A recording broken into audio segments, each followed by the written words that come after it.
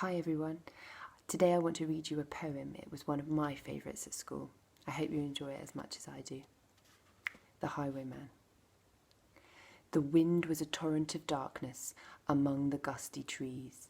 The moon was a ghostly galleon tossed upon cloudy seas. The road was a ribbon of moonlight over the purple moor, and the highwayman came riding, riding, riding. The highwayman came riding up to the old inn door.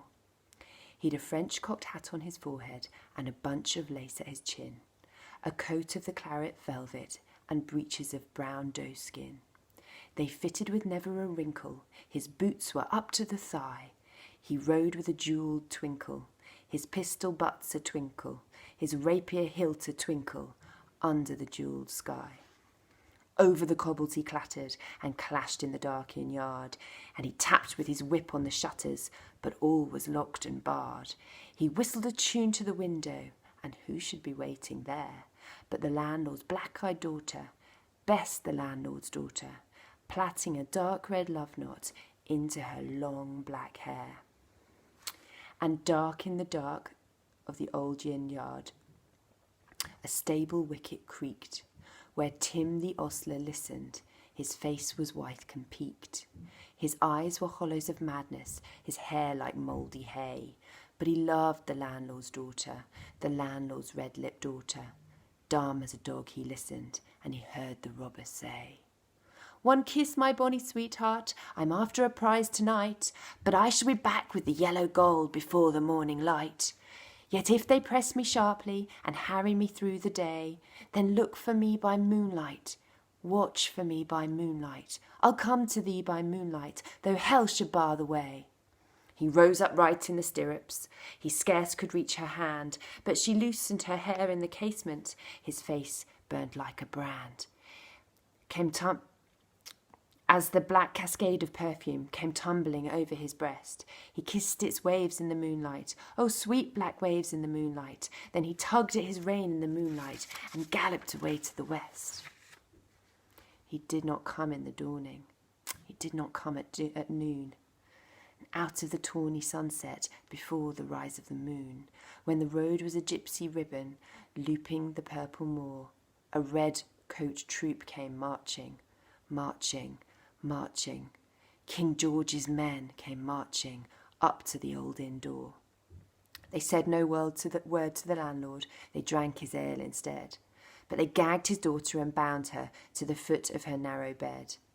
Two of them knelt at her casement with muskets at their side. There was death at every window and hell at one dark window, for Bess could see through her casement the road that he would ride.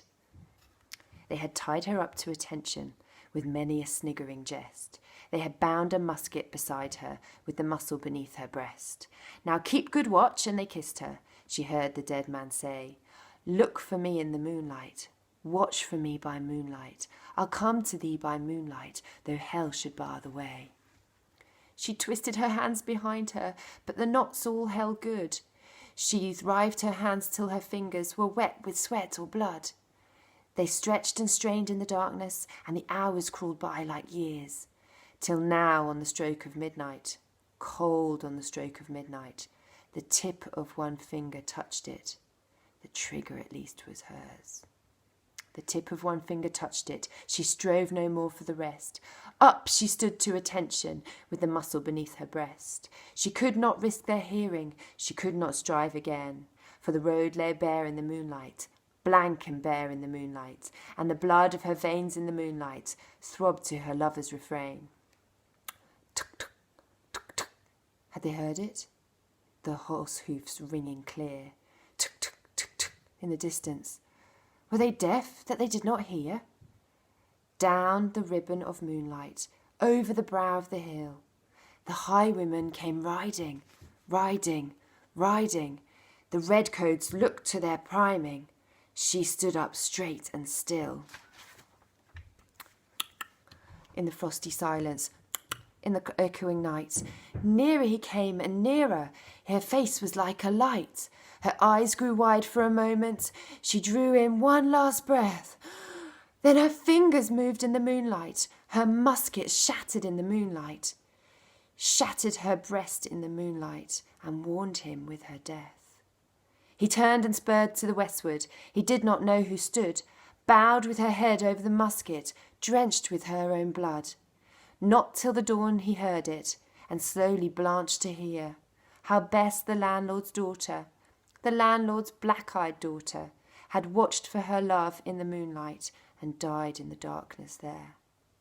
Back he spurred like a madman, shrieking a curse to the sky, with the white road smoking behind him, and his rapier brandished high.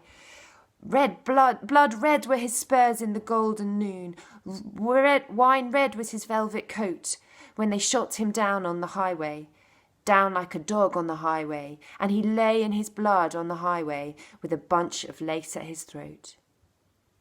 And still of a winter's night they say, when the wind is in the trees, when the moon is a ghostly gallon tossed upon cloudy seas, when the road is a ribbon of moonlight over the purple moor, a highwayman comes riding, riding, riding. A highwayman comes riding up to the old inn door. Over the cobbles he clatters and clangs in the dark inn yard. He taps with his whip on the shutters, but all is locked and barred. He whistles a tune to the window, and who should be waiting there but the landlord's black-eyed daughter, Bess, the landlord's daughter, plaiting a dark red love knot into her long dark hair.